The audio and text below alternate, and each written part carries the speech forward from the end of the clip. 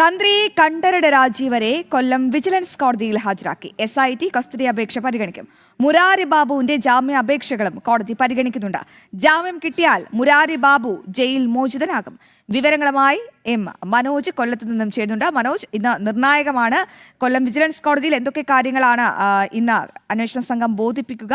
തന്ത്രിയിൽ നിന്നും ഇനി എന്തൊക്കെയാണ് ഈ അന്വേഷണ സംഘത്തിന് ചോദിച്ചറിയേണ്ടത്? അപ്പം മുരാരി ബാബുവിന്റെ ജാമ്യ അപേക്ഷ, മുരാരി ബാബുവിന് നിർണായകമാണ്. കഴിഞ്ഞ ദിവസം പറഞ്ഞിരുന്നു സ്വാഭാവിക നടപടി എന്ന പോലെ തനിക്കും ഉണ്ണികൃഷ്ണൻ പോറ്റിക്ക് ജാമ്യം അനുവദിച്ചതിന് സമാനമായി തനിക്കും ജാമ്യം അനുവദിക്കണമെന്ന്. എന്താകും ഈ ജാമ്യ അപേക്ഷകളിലൊക്കെ ഉണ്ടാകുന്ന വിധി?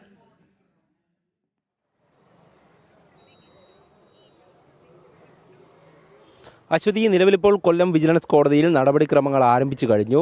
തന്ത്രിയെ രാവിലെ തന്നെ കോടതിയിൽ ഹാജരാക്കി. എന്തായാലും അല്പസമയത്തിനകം തന്നെ കസ്റ്റഡി അപേക്ഷ പരിഗണിച്ചുകൊണ്ട് തന്ത്രിയെ ഒരു ദിവസത്തെ കസ്റ്റഡിയിൽ വിടും. കൊല്ലം ജില്ലയിൽ തന്നെയാകും ഉണ്ടാവുക. ഒരു ദിവസം, അതായത് ഇന്ന് വൈകുന്നേരത്തിനുള്ളിൽ തന്ത്രിയെ തിരിച്ച് കോടതിയിൽ ഹാജരാക്കേണ്ടതുണ്ട്. അതിനിടയിൽ ചോദിക്കാൻ പറ്റിയ കാര്യങ്ങളെല്ലാം തന്നെ SIT ചോദിച്ചറിയുമെന്നുള്ള വിവരമാണ് നമുക്ക് ലഭിച്ചിട്ടുള്ളത്. എന്തായാലും SITയെ സംബന്ധിച്ചിടത്തോളം വലിയ തിരിച്ചടി നേരിട്ട് നിൽക്കുന്ന ഒരു സമയം കൂടെയാണ്. ആ ഒരു സാഹചര്യത്തിലാണ് തന്ത്രിയെ കൂടെ ചോദ്യം ചെയ്യാൻ വീണ്ടും ഒരുങ്ങുന്നത്. അതായത് ഈ ഉണ്ണികൃഷ്ണൻ പോറ്റിക്ക് കഴിഞ്ഞ ദിവസം ദ്വാരപാലക ശില്പക്കേസിൽ ജാമ്യം അനുവദിച്ചിരുന്നു. 90 ദിവസം കഴിഞ്ഞിട്ടും കുറ്റപത്രം സമർപ്പിക്കാത്തത് തന്നെയാണ് ഈ ഉണ്ണികൃഷ്ണൻ പോറ്റിക്ക് ജാമ്യം കിട്ടാനുള്ള ഒരു സാഹചര്യമായി മാറിയത്. അത്തരത്തിൽ SITയുടെ ഭാഗത്ത് നിന്നുണ്ടായിട്ടുള്ള വീഴ്ച അത് വ്യക്തമാണ്. അതേസമയം തന്നെ ഇക്കാര്യങ്ങൾ ചൂണ്ടിക്കാട്ടി മുരാരി ബാബു ഈ ജാമ്യാപേക്ഷകൾ കോടതിയിൽ സമർപ്പിച്ചിട്ടുണ്ട്. ജാമ്യാപേക്ഷകൾ കോടതി പരിഗണിക്കുകയാണ്. ഈ രണ്ട് കേസുകളിലും മുരാരി ബാബു അറസ്റ്റിലായി 90 ദിവസം കഴിഞ്ഞിരിക്കുന്നു എന്നുള്ളതാണ്. ഇതിനിടെ ഒരു ഇടക്കാല കുറ്റപത്രം പോലും SIT സമർപ്പിച്ചിട്ടില്ല. അതുകൊണ്ട് തന്നെ മുരാരി ബാബുവിന് സ്വാഭാവികമായും ജാമ്യം നൽകുക എന്നുള്ളതാണ് കോടതി എടുക്കുന്ന. അതായത് ഈ വാദങ്ങൾ ഇങ്ങനെ തുടരുകയാണ്.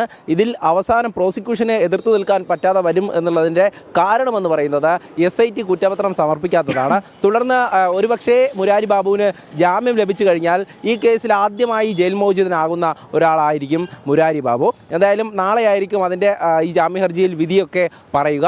നിലവിലിപ്പോൾ ഈ നടപടിക്രമങ്ങൾ തുടരുകയാണ്. പ്രോസിക്യൂഷൻ്റെ ഭാഗത്തു നിന്നുള്ള വാദവും അതോടൊപ്പം തന്നെ ഈ പ്രതിഭാഗം വാദവും ഒക്കെ കോടതി കേൾക്കും. ഈ വാദം പൂർത്തിയായതിനു ശേഷമായിരിക്കും വിധി പറയുവാൻ വേണ്ടി മറ്റൊരു ദിവസത്തേക്ക് മാറ്റിവെക്കുക.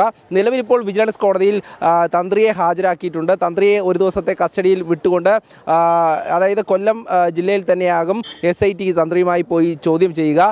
ഈ തന്ത്രിയിൽ നിന്നും ലഭിക്കുന്ന വിവരങ്ങൾ അനുസരിച്ചായിരിക്കും അടുത്ത SITയുടെ നീക്കമെന്നാണ് പറയുന്നത്. പക്ഷേ നിലവിലിപ്പോൾ മന്ത്രിയെ ഉൾപ്പെടെ ചോദ്യം ചെയ്ത SITക്ക് അത്തരത്തിലൊരു നടപടികളിലേക്ക് കടക്കാൻ പറ്റാത്തതിൽ വലിയ വിമർശനം ഉയരുന്നുണ്ട്. അതേസമയം തന്നെ അറസ്റ്റിലായിട്ടുള്ള പ്രതികളുടെ നടപടിക്രമങ്ങൾ പൂർത്തിയാക്കാൻ SITക്ക് സാധിച്ചിട്ടില്ല എന്നുള്ളതും വലിയ വീഴ്ചയാണ്. അതായത് ഒരു പ്രതി അറസ്റ്റിലായി 90 ദിവസമായി കഴിഞ്ഞാൽ അതിനിടയിൽ തന്നെ ഒരു ഇടക്കാല കുറ്റപത്രമെങ്കിലും സമർപ്പിക്കണം. എങ്കിൽ മാത്രമേ ആ പ്രതിയുടെ ജാമ്യം അനുവദിക്കാതിരിക്കാൻ പറ്റുകയുള്ളൂ.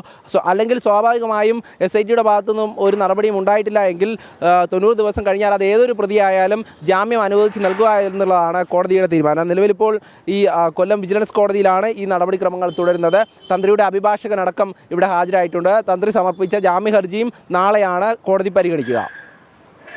മനോജ്, വിവരങ്ങൾ വ്യക്തമാണ്. തന്ത്രി കണ്ഠരര് രാജീവരെ കൊല്ലം വിജിലൻസ് കോടതിയിൽ ഹാജരാക്കിയിട്ടുണ്ട്. അപ്പം മുരാരി ബാബു ഇന്ന് പുറം ലോകം കാണുമോ? ജാമ്യാപേക്ഷയിൽ വിധി വരാൻ മണിക്കൂറുകൾ മാത്രമാണ്. ജാമ്യം കിട്ടിയാൽ ഈ കേസിൽ ആദ്യം ജയിൽ മോചിതനാകുന്ന പ്രതി അത് മുരാരി ബാബു ആയിരിക്കും. മനോജാണ് വിശദമായ വിവരങ്ങൾ പങ്കുവച്ചത്.